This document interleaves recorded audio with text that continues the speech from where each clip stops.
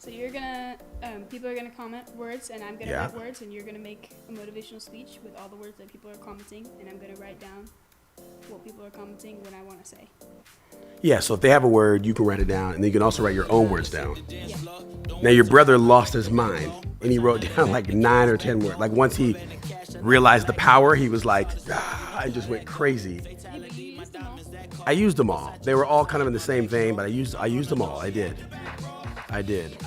So, I mean, look, I just know that you have a devious smile, and so I'm concerned about your smile.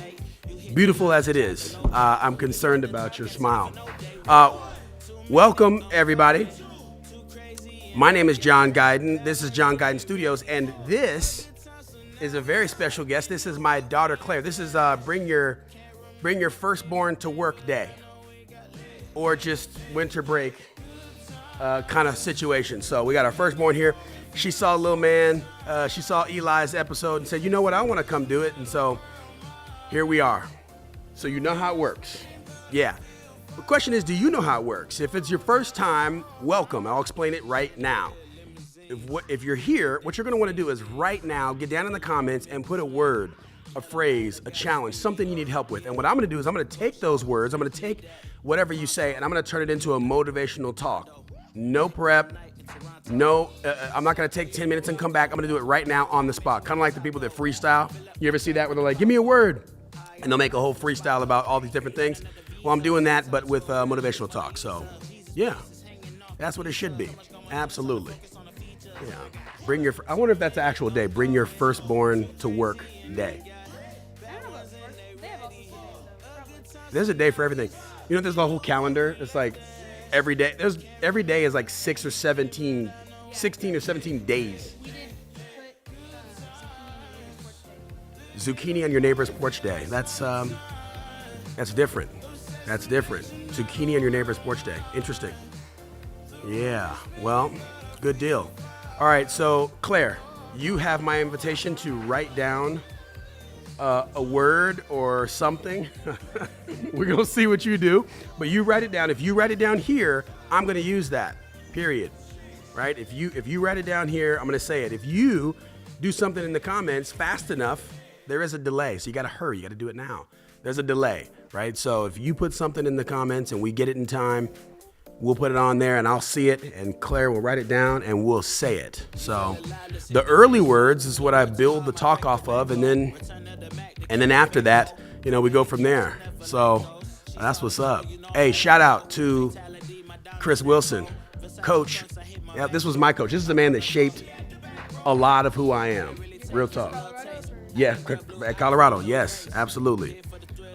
Great coach, even better man. Just a leader, just an all-out leader. So shout out to Mr. Wilson. But yeah. So anyways, you put something in the comments. I'm gonna give it to you like this. So go ahead, Claire. You have nothing written down. You didn't really even hesitate, which means you already had something in your head that you wanted me to do a talk on. So let me see what you wrote. Okay, you're gonna have to. Okay, don't write like a third grader. I gotta be able to read it. Okay, so she wrote S and P, and then she also wrote down trolls. This is interesting. Got it. Okay, okay. This is what. Look, you work with what you work with, right? So, it is what it is. S and P and trolls. You want me to tell my S and P story? Got it. So my daughter wants me to be embarrassed. Little does she know, I don't get embarrassed. I don't get embarrassed easily. So here's what we're gonna do. That's what we're gonna do. All right. Yeah, ready to rock and to roll. So if you're watching this, throw something in the comments. And we'll rock and roll. But yeah, I'm ready. Let's get it, man. You know what I'm saying? The story. I don't know. It can't all be inside stuff. Okay. I don't even know what that means. The story. Babe, I have a million stories. You can't just. It's all. Look, S&P is the first thing you wrote, so I'm gonna key it off of S&P. Okay. All right.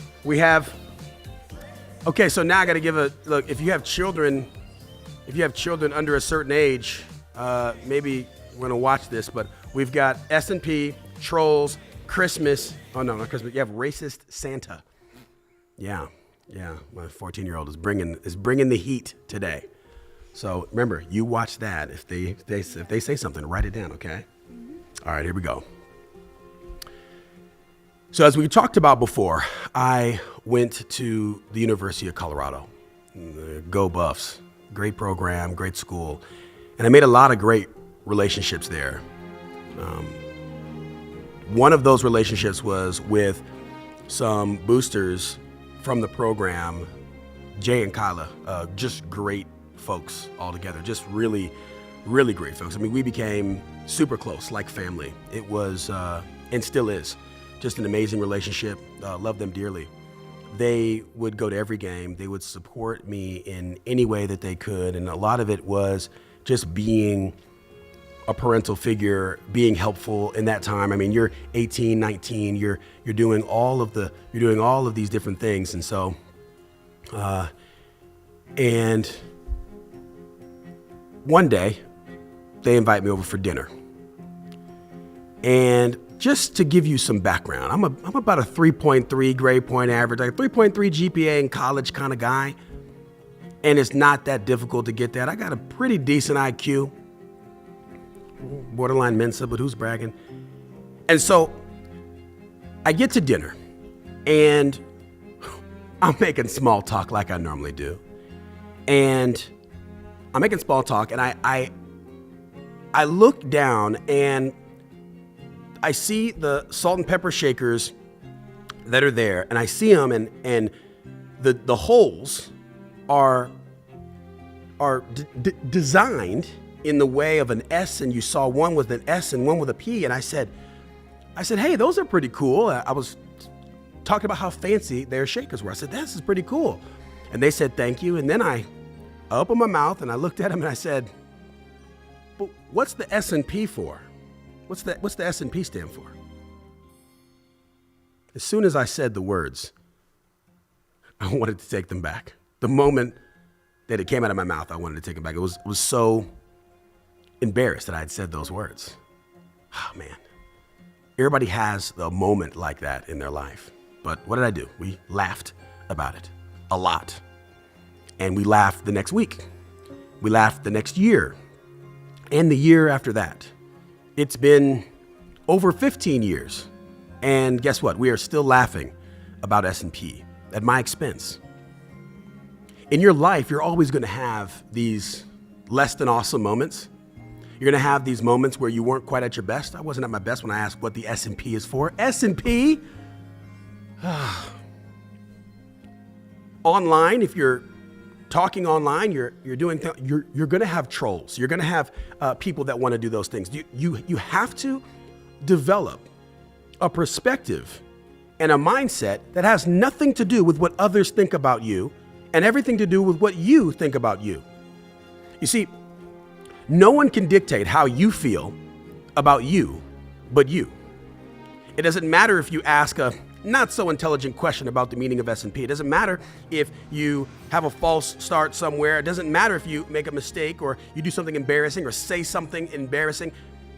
It doesn't matter if your clothes look a certain way or if you trip and fall in front of everyone or you get caught looking a certain way. It doesn't matter. They can't dictate how you feel. Only you can dictate how you feel.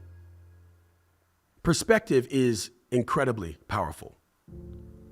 So powerful, in fact, for me, it changed the course of my life. It changed how I look at what I see. That's my definition of perspective.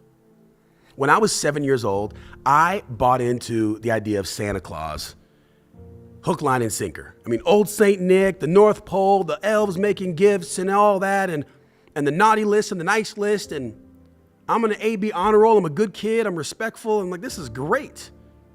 And then one day, there was a kid at my school. We'll call him Ryan. I saw him at the grocery store, and he said something to his mom that I knew for sure. I was like, this is crazy. He told his mom to shut up. Like, have you ever told your mom to shut up? No, sir. No. Mm-mm. And so I thought to myself, I was like, you know what? This is for sure going to get him on the naughty list, like, period. So I felt bad for the kid. Fast forward to Thanksgiving. Fast forward to Christmas, and we do our thing, right? We wake up, we open up some gifts, we do our thing. And after that, when we get to school, now my Christmas was great. We get to school, and of course, like kids do, we start talking about what we got. And everybody's talking about all these things they got, and then in walks Ryan. And I immediately felt bad for him because I thought, this is, he's how awkward, right? He's going to be telling these kids that he got nothing. He got a sack of coal for Christmas. And he proceeds to tell us about the most amazing gifts ever. I was like, wait a minute. You told your mom to shut up 3 weeks. I saw you tell your mom to shut up. I know this kid was on the naughty list. How in the world did he get gifts? He got better gifts than I got. At first, I was confused. Then I was angry. And by the end of the day, I was sad because I had finally figured out what could only be the most plausible explanation, which is Santa Claus is racist. Because maybe this guy doesn't like me because I don't look like the other kids. Maybe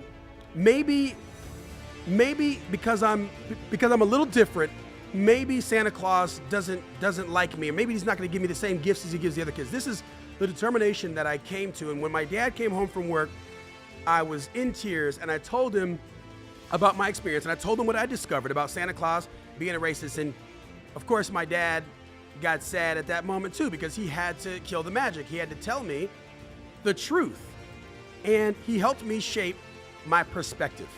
It is all about what you see, how you see what you're looking at.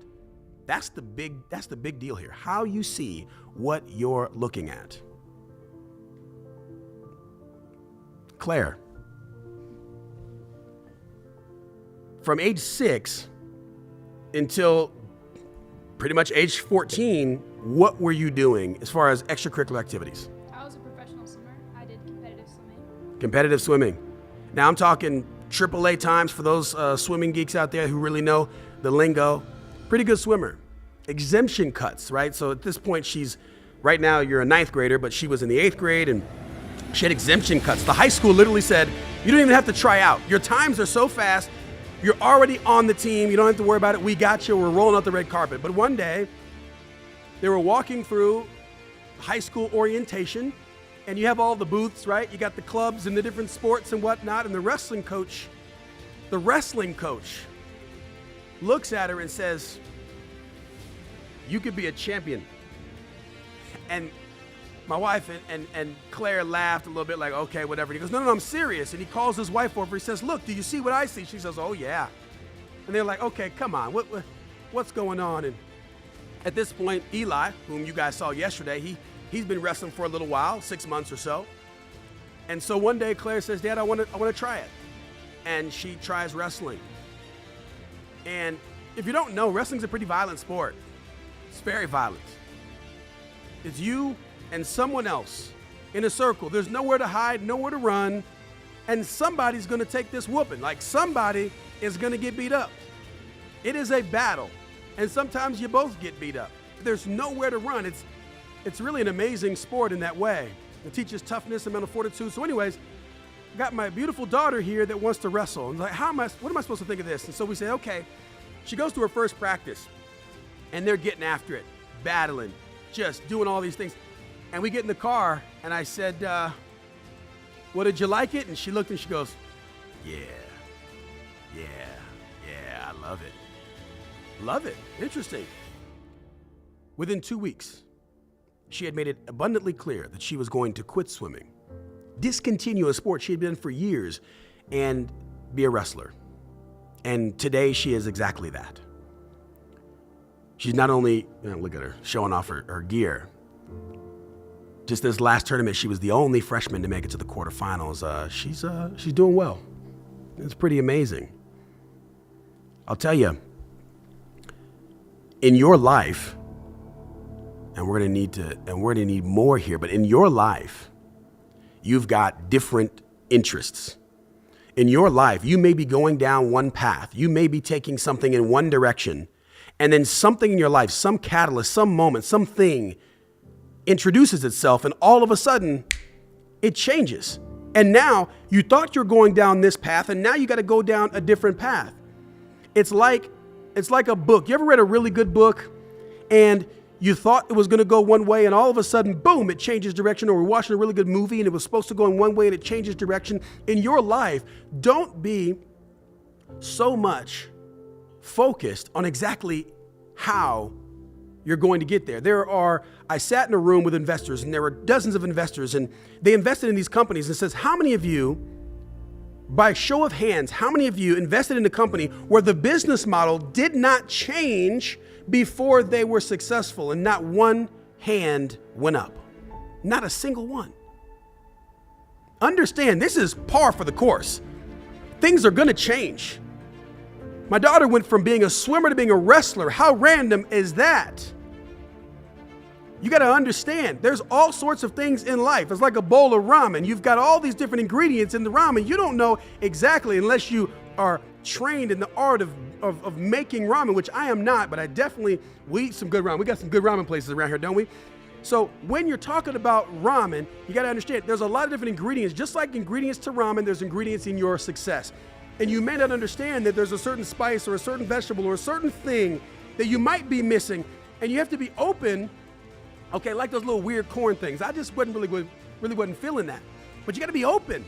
You have to be open to being exposed to those things. Otherwise, you're going to miss out. You're going to miss out. Hell, we make deviled eggs sometimes, and sometimes I'll take chicken or ground beef or something interesting and put it in the deviled eggs, and it's different. It's pretty good, isn't it? You love my deviled eggs, right? They're really good. So you got to be open for change. You have to be open to change, because sometimes you get to be the catalyst, and sometimes the catalyst has nothing to do with you. The process is what it's about. You may not understand what it takes to get to where you need to go. And sometimes the training does not make sense to you. Some of the new wrestling things that you're dealing with, some of the things in entrepreneurship or exercise. You ever seen the movie Karate Kid? Remember Mr. Miyagi? Wax on, wax off. What the heck does that have to do with karate? For you young folks, if you haven't watched the movie, go watch it today. Because he made the connection between wax on and wax off. He made all the connection to doing that and having success in karate. You got to understand that. It's from your body, your heart, your liver, all the organs in your body all have specific needs, don't they? Especially the liver. If you don't understand what is needed, you might be doing something to be detrimental to your success. What does your liver have to do with wrestling? Or what does your heart have to do with wrestling? Everything. What does your body have to do with your success? Everything. In entrepreneurship, sometimes you just got to jump, like skydiving. You just got to figure out where you're going to go and say, I'm not sure how it's going to end, but I'm going to jump. I'm going to start that whole thing. You got to make sure and if you start something, you got to finish it. Okay? Just like if you're doing your nails, you got to say, look, you can't just you can't just clean them and do the cuticles and all that. If you want to finish it up and have them shining, you might want to put some nail polish on that thing. Right? You got to put the work in entrepreneurship, because if you want white teeth, you have to do the work, right? You've got to brush your teeth. You've got to do you got to do all the things. Okay? You got to make sure. And I've got to take the pen from my kid, because if I don't, we'll be here all day. Yeah. Oh, okay. We're ending that way. I started telling you that if things don't go your way, it doesn't matter. You could have boogers in your nose. You could have a booger in your nose. Take that pen. You could have boogers in your nose. And it might happen. I may do a live with one of these things. It doesn't mean I'm going to change how I feel about me based on what you say, because I'm in control. And hopefully you understand that you're in control too. Well, that was fun. I hope that was helpful to you. I hope you're able to follow all the twists and turns. If we thought Eli was tough, well, wow. I'm nervous for your sister to do this, honestly. So many words. Yeah, definitely. Was that fun, Claire? Yeah, that was fun. It was a lot of fun. Did I get all the words? Yeah. I got all the words. Well, good. That's what it is. And that's what it's going to be. I'm John Guyton. This is Claire. And we're here at John Guyton Studios. You've just watched another episode of Motivation on Demand. Join us every weekday, and we'll be doing the same thing, different words. Hopefully you'll join us and, throw a little challenge. Today we S&P, trolls, racist Santa, talk about what I'm doing in wrestling, books, ramen, ground beef, that was a struggle, Mr. Miyagi, liver, skydiving, nail polish, white teeth, boogers. Claire, come over here. So how's wrestling going? Speaking to the mic. Wrestling's been going pretty good. I'm making a lot of progress. I just came back from Duckets, which is a tournament in A&M. The girls team won the duels. We got first in the duels. Speak up a little bit more. The girls team got first in duels, and I made it all the way to quarterfinals, the only freshman to do so. And the only people I lost to got third and fourth in the entire tournament. What's your favorite wrestling move? My favorite wrestling move is probably the blast double. Blast double. I like the blast double. It's pretty violent, like a football tackle. Yeah. It's as close to a football tackle as you can get. Yeah. Absolutely. Or the fireman, which is like a throw. Basically, they just go over their head. Got it. You think you can beat me up yet? I think I could. Okay. Delusion at its finest, ladies and gentlemen. Delusion at its finest. It's all good, though. It's all good. I think you can get most people. You can get most people. Not your daddy, but you can get most people. Maybe one day. Yeah. Like when I'm near death. Yes. Yeah. No, I get it. Absolutely. Well, ladies and gentlemen, we'll see you next time. Fantastic. Say goodbye. Goodbye, guys. Good job. That was fun. Yeah, boogers. How in the world? Oh man, that was fun. That was good. Good little challenge.